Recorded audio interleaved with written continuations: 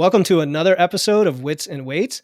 I'm extremely excited for today's guest, Karen Martel, not only because of her work in women's fat loss and hormones, but the genuine passion she has for helping others. And I've experienced this personally, both listening to her podcast and in my personal interactions with her. Karen Martel is a certified hormone specialist and transformational nutrition coach and women's weight loss expert. She's the host of the top-rated women's health podcast, The Other Side of Weight Loss. Make sure to subscribe, where she helps women to unlock the mysteries of female fat loss and hormone imbalance. After struggling with her own health issues, Karen was determined to bring her knowledge to others with a bold new approach to women's hormone health and weight management. Karen's passion lies in helping women balance and optimize their hormones in peri and post-menopause and breakthrough weight loss resistance. Karen, I'm very excited to have you on the show. Thank you for joining me. I'm very excited to be here, Philip. I love your audience already because they're very similar to my own audience. That's awesome. So they're going to enjoy this conversation so much. I know I'm going to Yes. learn a ton talking with you. So just right off the bat, your energy, enthusiasm attracted my attention when we connected a while back. And I'm Mhm. guessing that you've helped many women with that attitude, with that approach. So tell us about your background in hormones specifically and weight loss coaching for peri and postmenopausal women. How'd you get into that area? What inspired you to help others?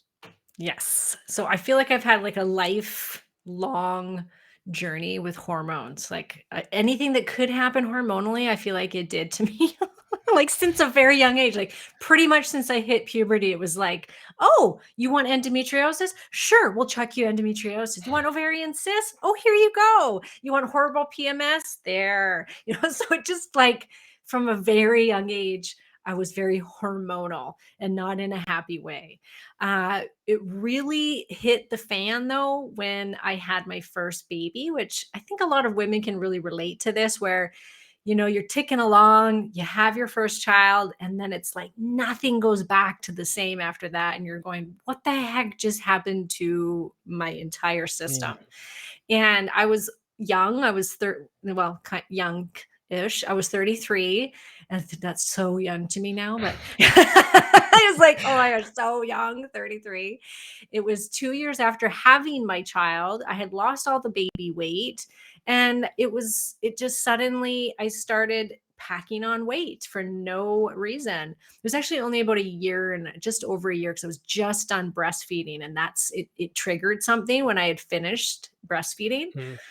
and just started packing on this weight. And I suddenly had really bad insomnia and horrible PMS where I would have a migraine for, 10 days out of that month, like right around my period. I was super bloated. So I had a lot of digestive problems. I was getting hives on my body. And like most women, what did I do at that time? I looked around and said, okay, what do you do when this kind of thing Mm. happens? I went into the next best diet at the time, which Sure. was, I think, the Zone or Atkins, something like that. So I went on to the next best diet, was watching my calorie intake. I hired a personal trainer. I started working out like crazy, started going to like these CrossFit workouts and like 6 days a week. I was Mm. pushing it hard, probably in the best shape of my life because I was working out so much and like really tough workouts and thinking, this is the answer. Eat less, work out more, right? This is what Mhm. we've been told. This is what women still do to this day when they start gaining weight. And I just kept gaining and gaining and gaining, and all the problems kept getting worse and worse. Went to the doctor, was put on the antidepressant, the sleeping pills. Like she didn't even once say anything about, hey, maybe it's your hormones. I mean, I'm Mm. 33. And this just kept happening. And I'm looking around at all these women that I'm working out with who are shredded doing this exactly the same thing that I'm doing. And I was probably eating far better than they were. And I was the heaviest I had ever been. Mm. And I was like, are you kidding me? I switched all the diets. I was Sure. juice cleansing. I was doing enemas. I was like, Wow. doing the Atkins, the Zone. I tried veganism. I did it all. So finally, I was like, there's something wrong, clearly. And so I've always been a researcher and always into health. So I was like, I got to dig into this farther and see what's going on. And I talked to a friend of mine who was a naturopath. And I said, I think I want to test my hormones. And I said, can you test my hormones for me? And he said, yeah, come on in. And I ended up doing what's called a saliva test for hormones, which tests what available hormone levels you have in your body. And it also tests your stress response and like where your stress system Okay. is. You said a saliva test? This is just saliva? Okay. Yep, yep. And so it tests your stress hormone, cortisol. And cortisol is supposed to come up in the morning and then Mhm. fall throughout the day. And when the results came back, my cortisol was flatlined. So it was down at the very bottom. At that time, it was called adrenal fatigue. Now it's called adrenal insufficiency. And my estrogen was high, and I had very, very low progesterone, which are our sex hormones. And we can get into that. And I also had a very low DHEA, which is another Mm, adrenal hormone, a stress hormone, and that was also tanked. So there I was, highly stressed out. I was the single mother. No help from the father. I was running my own business at the time. I was a massage therapist, so it was very physical on me. I was just go go go, thinking I'm not stressed out. I'm doing mm, what every other North American woman's doing, but it clearly was affecting my body. And there I was, starving myself and working out the hardest I'd ever worked out, which is exactly the wrong things that I should be doing according to that hormonal profile. And so I did this huge overhaul in my life because it really just made me take a look and go, oh my gosh, I'm way more stressed out than I thought I was. Like, this isn't right. And so I quit working out. I started doing yoga. So I guess that's considered working out. But, I went to sure. just yoga, walking, getting more help, all of these things. It was not a quick fix. I'll tell you Right. that right now. I had to balance those hormones. I later found out I was also very hypothyroid. And so all of these things, and I was like, had toxic load. And I mean, there's a whole bunch of stuff to this picture that I had going on. And it was like I found all these puzzle pieces, was able to put it together. And finally, my body slowly but surely lost the weight. And then, once again, because Karen gets all the hormonal stuff, I started to go into an early menopause when I was in my early 40s. And so then I went from, having stabilized my weight for almost 10 years, feeling fantastic. At that time, I had decided as well, I was like, I can't be the only woman that's feeling this, Mm, that is going through this. There's got to be more women out there that are eating right, exercising, doing everything that everybody's telling them to do, but yet they're not losing weight and they're maybe just gaining. And mm. so that's when I went and got my nutritionist certification, started working in weight loss and dabbling in the hormone thing. And then when I hit the early perimenopause, I was like, you've got to be kidding me. Okay, fine. I'm going to learn everything I can about the female hormonal system and what happens in perimenopause and menopause. And I'm going to reverse this. And I did. And I still have my regular period now, and I'm 46 years old. So it's been great. And now I'm helping women all over the world fix these problems as far as their hormonal weight loss resistance goes, and helping them to thrive in these perimenopausal years, which can be anywhere from 10 to 14 Mhm. years. And instead of suffering through this time, I'm giving them the education that isn't out there to help them with their hormonal state as they get through this time. Wow, Karen. So that's quite a story, a lot to Yeah. unpack, but That was the short version, no, Philip. no, and that's okay, and I get it. You have that, and then you have the 20-minute version. I wanna I wanna break this into phases before we dive into the hormonal Sure. weight loss resistance and the perimenopause, because I do want the listener to realize the process you went through. You were frustrated from years of thinking you're doing the right thing. You were doing a lot of what we all do, myself included, the Atkins, and then it was paleo, and then it was keto and CrossFit and move more, eat less. And then you sort of diagnosed what was going on by looking at your hormones. You didn't necessarily go and do a quick fix and try to attack it from the hormone perspective directly. You went and said, what are my priorities that I need to straighten out first, the big things, that steps and stress management, yoga, and etc., and then see what happens. And it sounds like you were able to get to a good state doing that. And I want a lot of people to be aware of that could be the first step we try before we go to anything exotic. Mhm. And then you said, okay, now in your 30s, I think perimenopause is mid to late 30s, and Yeah, then all the way till menopause, right? So which could be yeah, into your 50s. So it's a wide range. Then you started to have other issues that were isolated to that yeah. once you accounted for the other things. So kind of two different phases, right? And most Yes. of your clients are, I'm assuming, more on the perimenopause side of the Mhm. equation. Do Yeah. you do you work with them first on those things and then move on to the hormones, or is there an approach you take that kind of blends the two? It depends on where they're at. So women don't even know that they're in perimenopause, number one. And Mm, most of them have no clue. They kind of associate perimenopause with their 50s.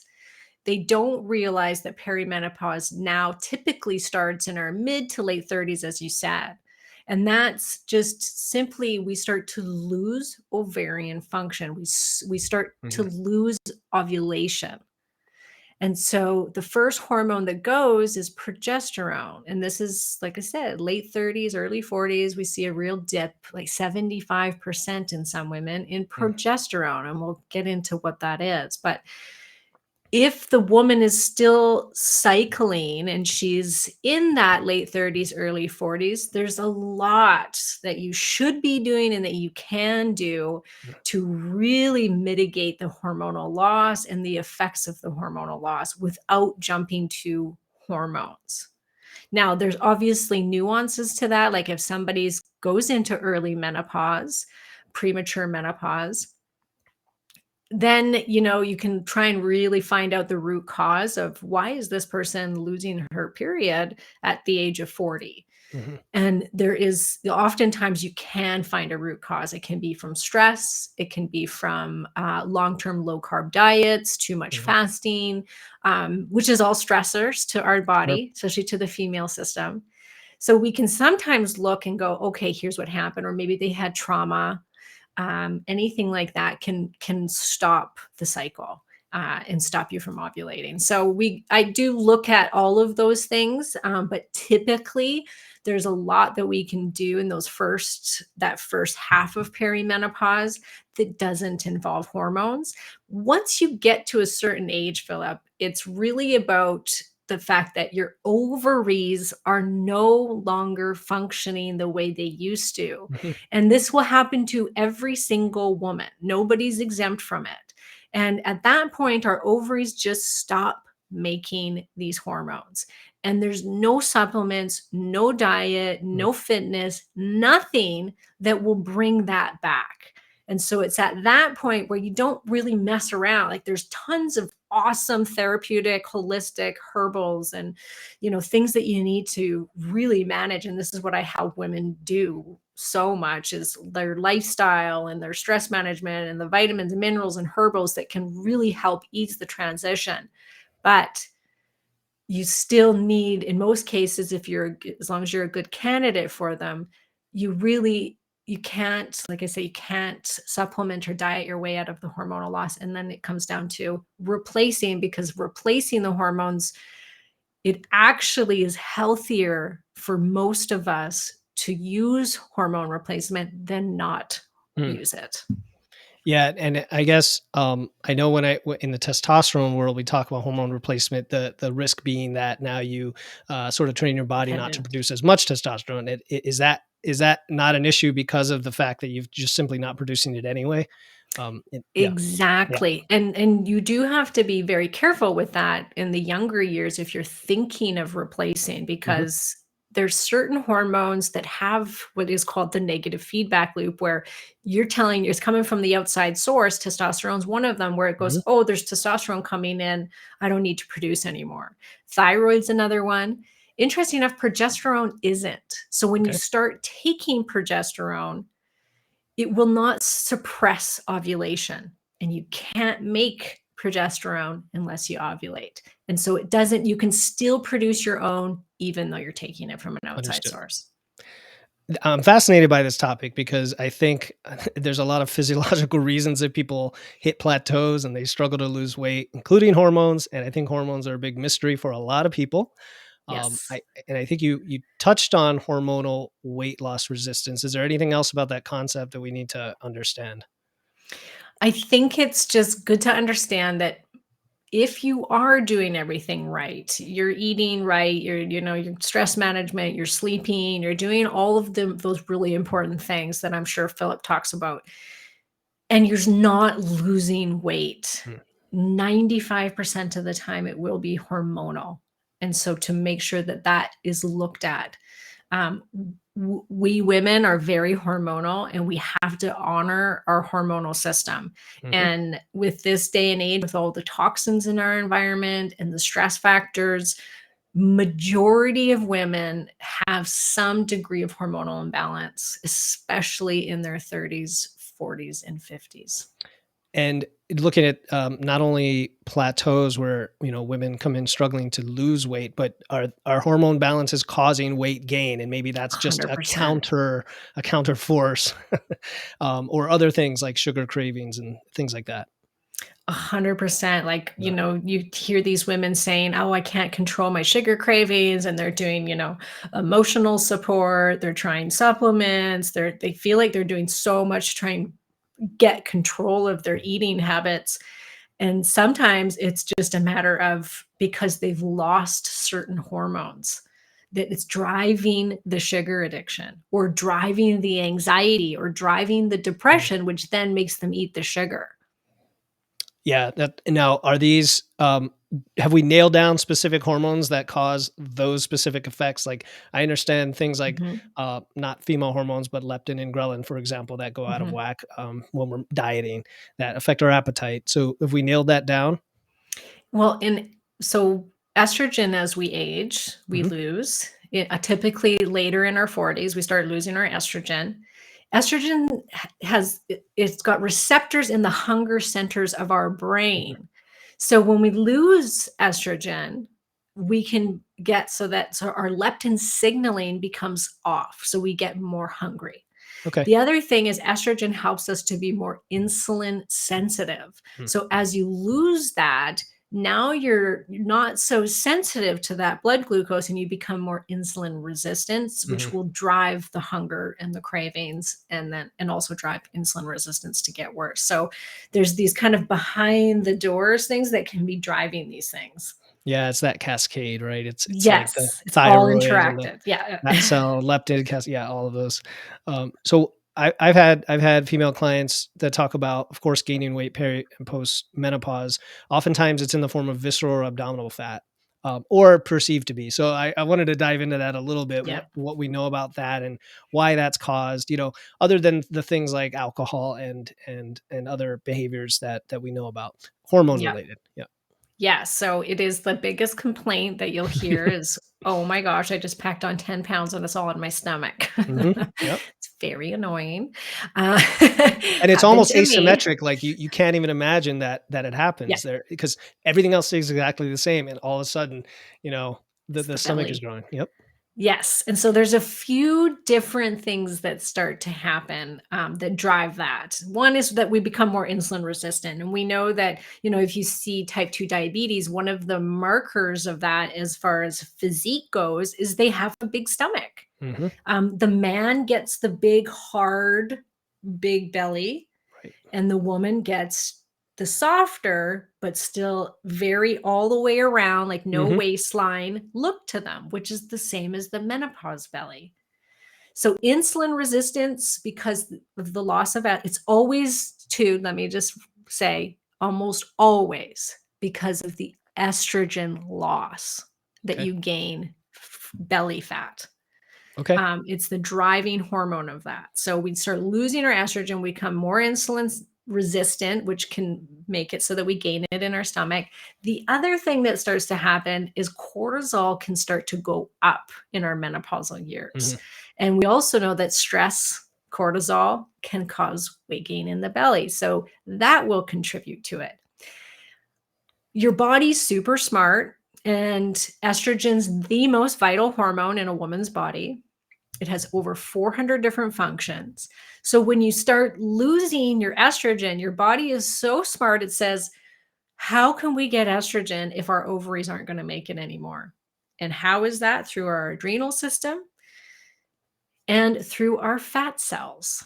And so the body goes, okay, quick, let's put some fat on this woman's body so that we can make some estrogen.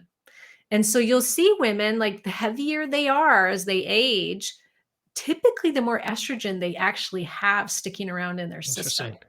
Yeah. So even though they have no more ovarian function, they'll still have decent levels of estrogen in their body. It's a very logical way you put that. Is this what they call adipocyte hyperplasia, new fat cell generation, or is this just enlarging of those fat cells? Enlarging of the fat Okay. cells, but I'm not 100% on Yeah. that. No, okay. Yeah, here I Yeah. am throwing you these curveball questions. We'll have to look that up. Yeah. So I guess so we're scaring everybody with the hormones now. Let me take a step back and talk about just quickly food and nutrition before we go down the path again. Is there Mhm. an optimal set of foods or a nutrition strategy women should consider before they go down the path of getting freaked out about all the hormones and the hormone therapy and supplements and medical advice and all that? Yes. Yeah, I always say no matter what road you choose in your perimenopausal years, diet has to be the foundation. And I was like everybody else in the world where I was to one extreme to the next. Like I said, I've tried it all. I've been there, done that. I've done keto, I've done carnivore, I've been vegan, vegetarian, bleh, and get into the diet camp and the tunnel Mhm. vision of this is the best diet ever for everybody. And I quickly realized the more women I worked with that how wrong that Mm. was. And now I really base everybody's diet plan on what their hormones are doing. And there's certainly some that are better than others that I use a lot more. I've actually created my own kind of diet plan that is very flexible. I tell everyone they have to make it their own, Mhm.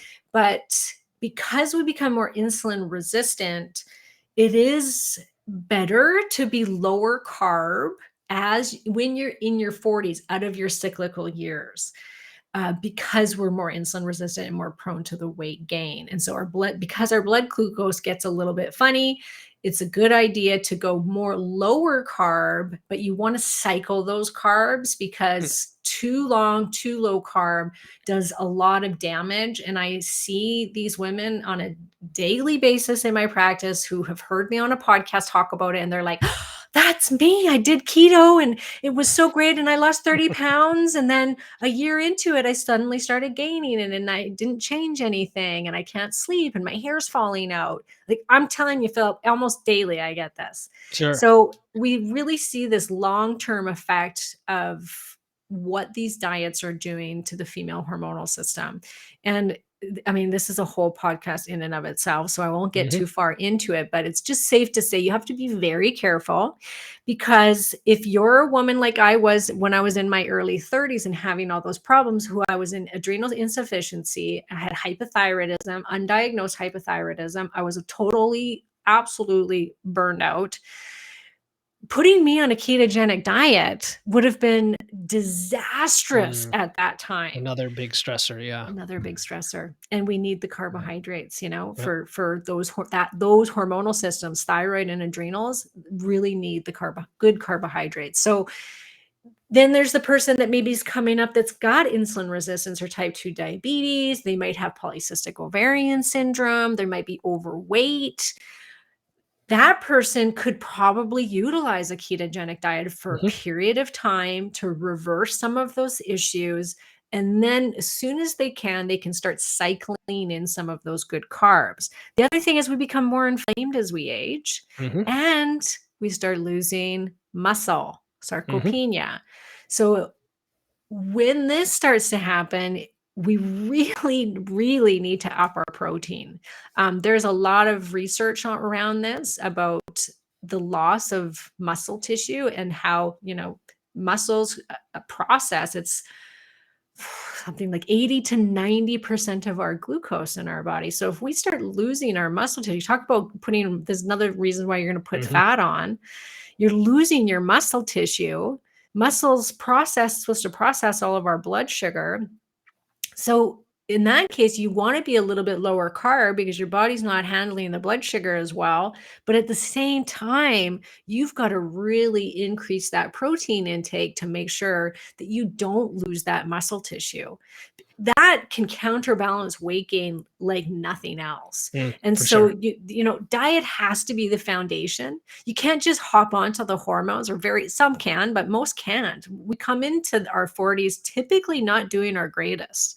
Mhm. We tend to start gaining weight, we're highly stressed out, like it's not we're not like how we were. We're not as resilient as we were in our 20s, where we could party all night Yeah, and don't we wish? eat like crap and be fine. We're not like that anymore. And so you have to be very careful. And so I always say you got to have that foundation. You got to figure out what's going to be best for you according to your hormonal profile at that time.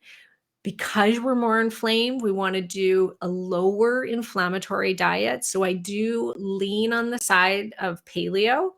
I've personally been paleo for over 10 years. It's just what works for me.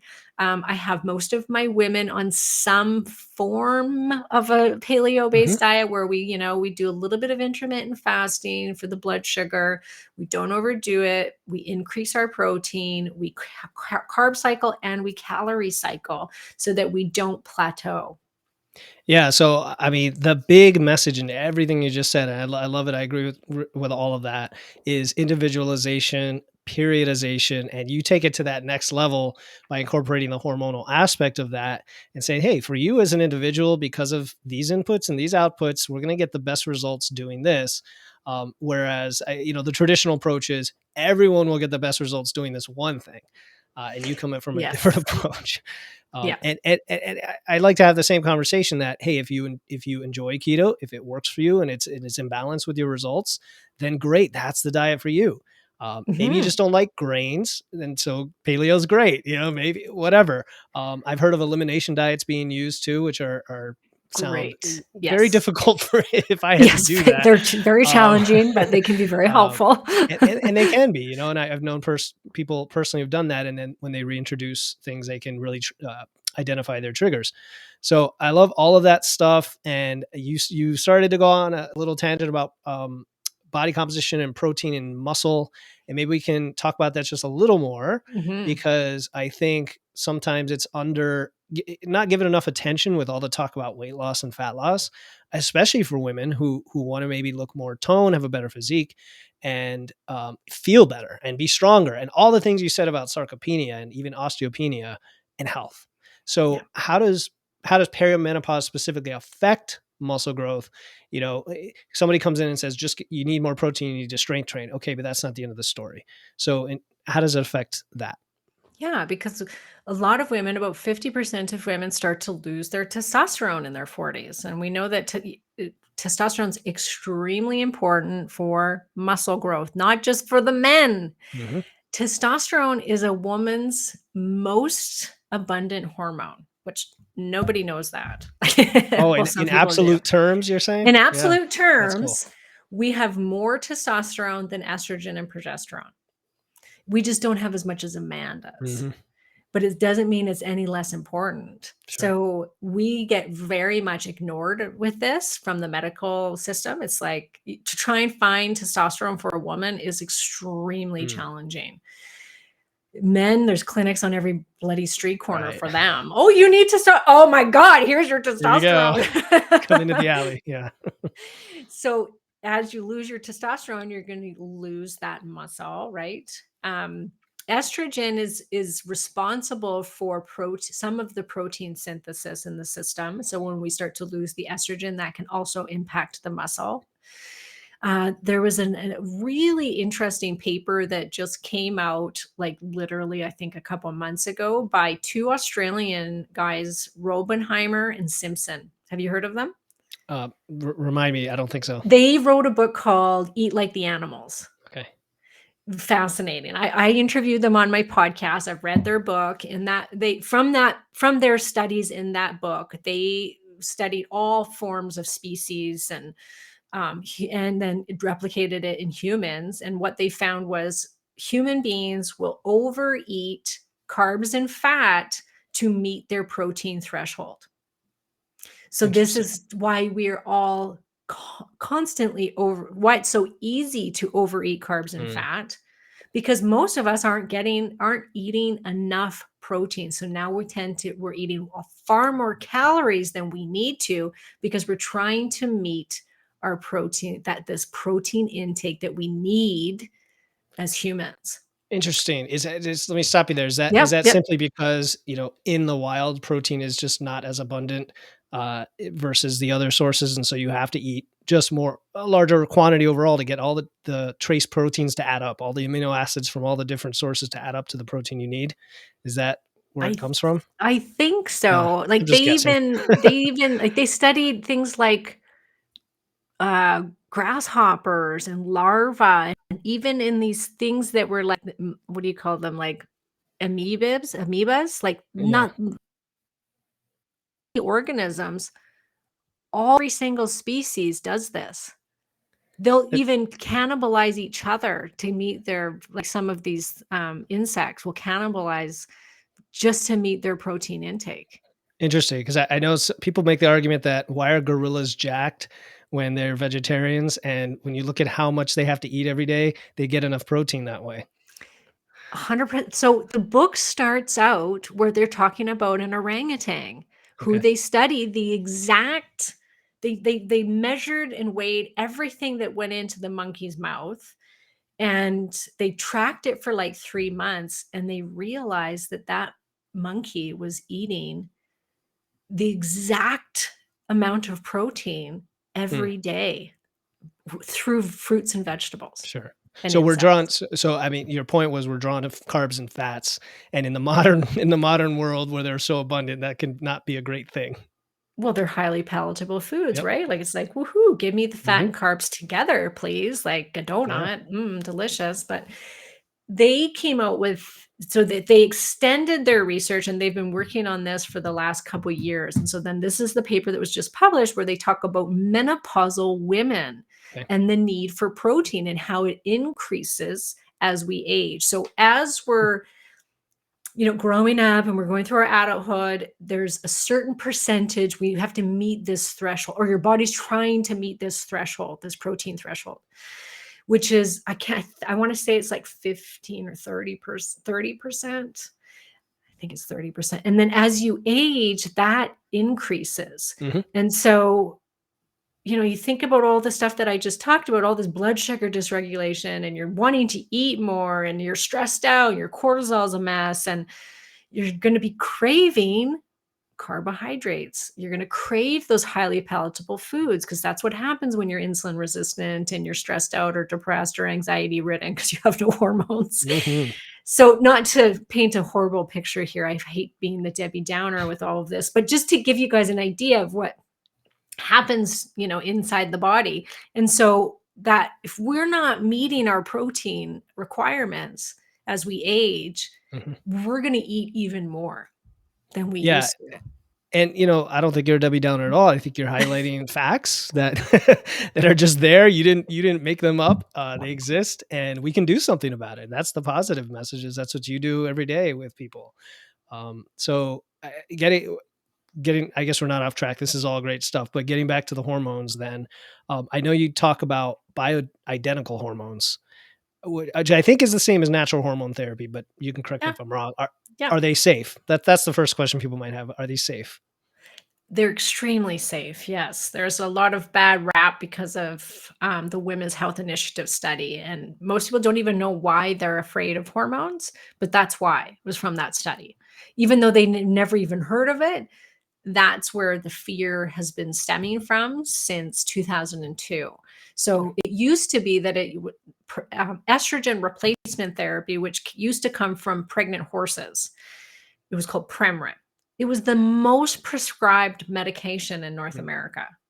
So every woman was on Premrit back in the 1950s and on. Like everybody, it was Wow. number one. And then they decided to do this great big study, and it was one of the largest studies of its kind. That's how big it was. It was billions of dollars. It was insane. There was 2 arms of the study. One arm was Premarin used with fake progesterone, which is called progestin. Mhm. And then the other arm of the study was women without a uterus, and they were just on Premarin. Okay. they halted the study early, 2 years early, because they saw a rise in breast cancer cases, not very much, it was very small, like an extra 4 people out of 100,000. That's how minuscule it was. They saw this increase, little bit of the breast cancer, little bit of heart attack and stroke, and so they were like, "Oh my gosh, hormones cause breast cancer and heart attack, heart disease. Every woman needs to get pulled off of these hormones." And kind of word went out to the world, Mm, HRT causes breast cancer. And it's never gone back. And there has been several analysis done of that study, reanalysis done. mm, And what they now see in that study that was not shared with the public was that the arm of the study where the women were on Premarin only had a decrease in breast cancer cases by interesting. 34%. Wow. So it was the progestin that caused the increase in breast cancer. And if we look at all of the studies that have now been done and we kind of collect them together, we see now that women that replace their estrogen have a decreased rate of developing breast cancer.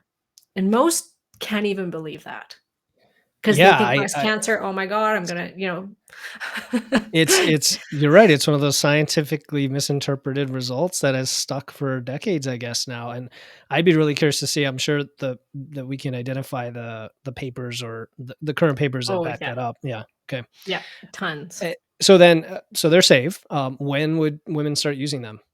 Yeah, and don't get me wrong, there are a select group of women that shouldn't be on hormones, Sure. and this is Okay. something that you wanna talk to a knowledgeable hormone practitioner, probably not your doctor, unfortunately. Doctors are not trained in bioidentical hormone therapy, so they're gonna have that old view most of the time of, "Oh my gosh, it'll give you breast cancer," but Right. then they'll go give you the birth control pill, which is Mm, full of mm. progestins, the thing that Yeah, causes and breast we are not cancer. dispensing medical device on this show, disclaimer. No, yeah. So so if you're gonna choose the hormone route, now we're lucky. We have the choice of doing what's called bioidentical or body identical hormones.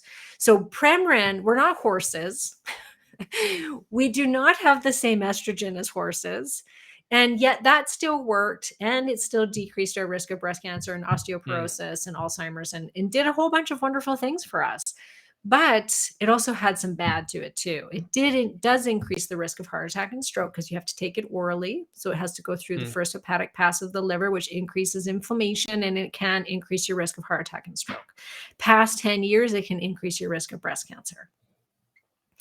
So we don't need to choose that anymore. We can Mm, now do bioidentical, which is comes from either yam or soy and is identical to what your body makes. So your body can't distinguish between what's coming in from a cream or a shot or however you're going to use it or what your own body produces on the mm, inside. So it's extremely safe. We know, I mean, I can go on and on about the benefits of hormone replacement, but we do see a lower risk of developing all types of cancer if you replace your hormones for at least 10 years post menopause. We see that women, there was a great big study out of Arizona where they looked at 4,000 women, and the results of that study showed that women that replaced their estrogen for 6 years or longer had a reduction in developing Alzheimer's and dementia for up to 75%, which wow. is huge for something that they say there's no cure for.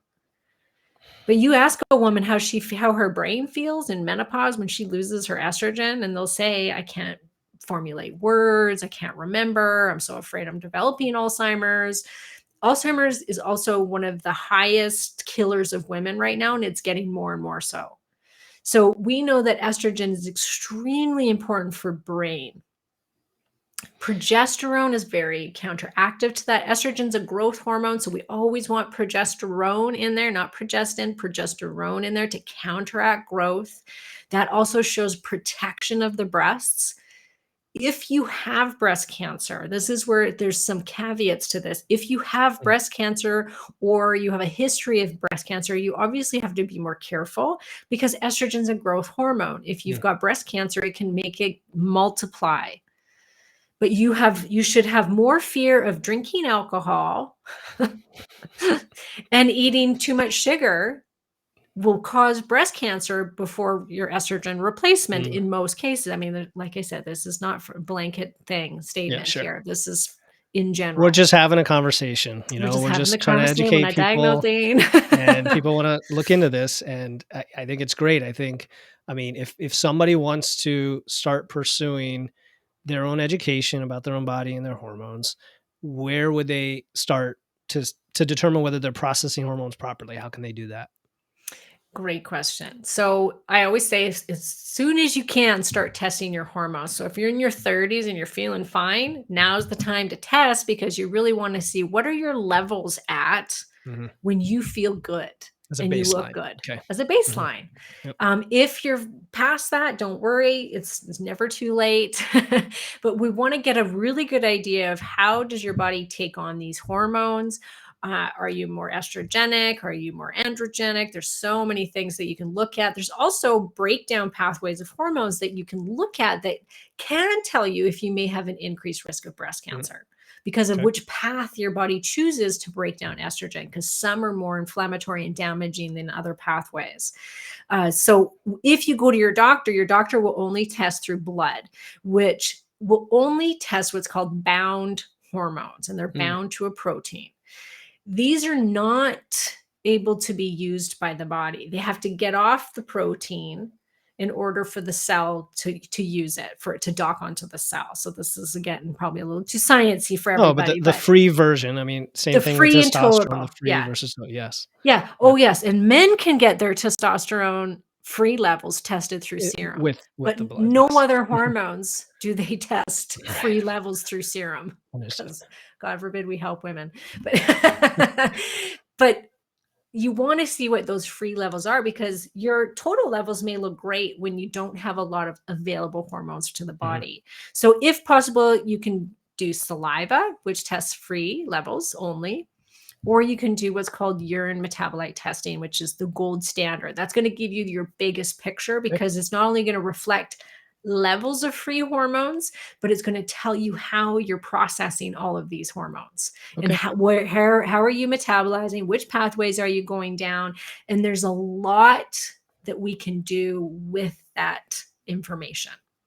Okay, so again, you said urine metabolite and the saliva-based Yes, testing. which cannot be done through your primary care Standard doctor. physician. Yeah, Yeah, standard doctor. You and need I to buy that out of pocket.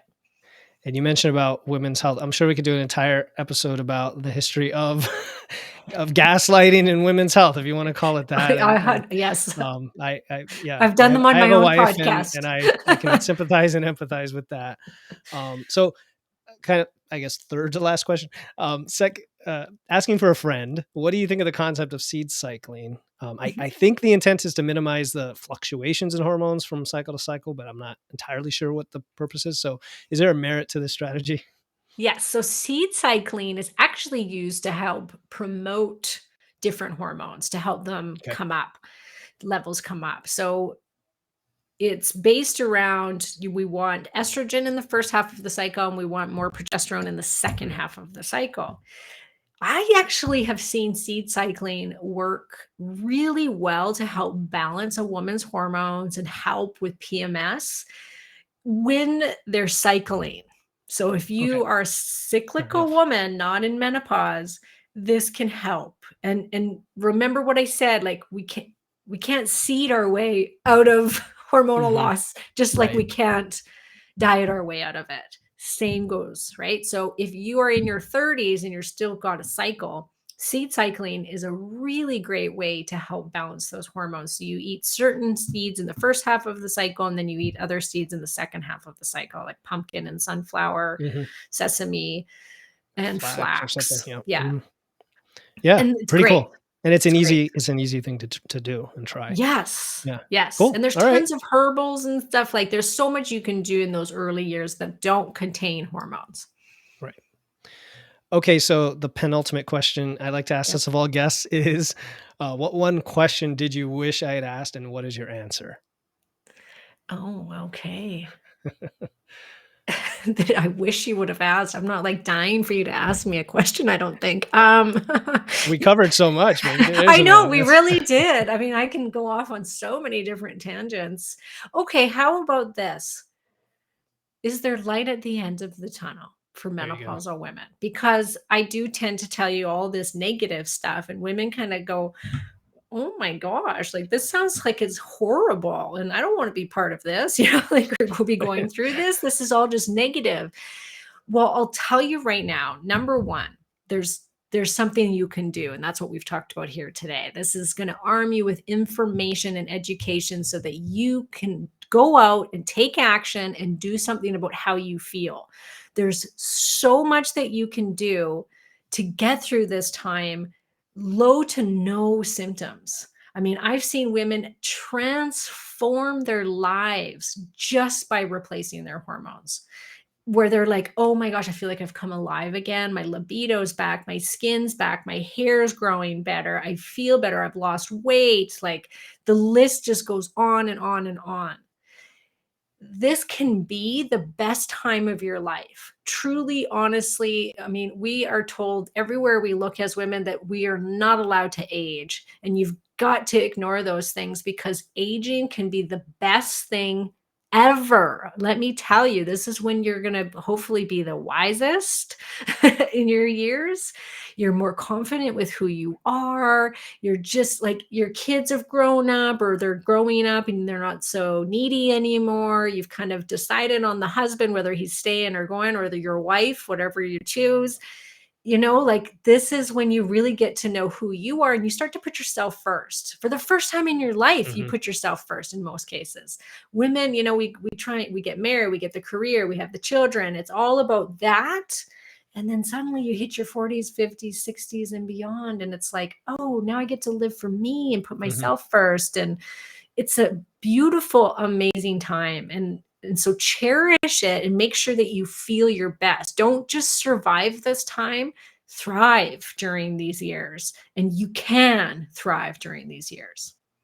That is a great way to end. I love that. Don't just survive, but thrive. And I do want to give you the opportunity. Last question, Karen, after this amazing conversation. Where can listeners learn more about you and your work?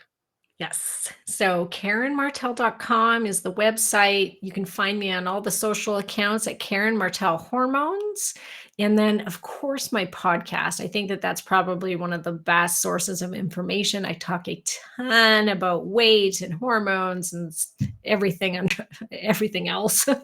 It's as it's always number in the top 100 of the nutrition podcasts on iTunes. We do really, really well. Were voted top 20 weight loss podcasts of 2021.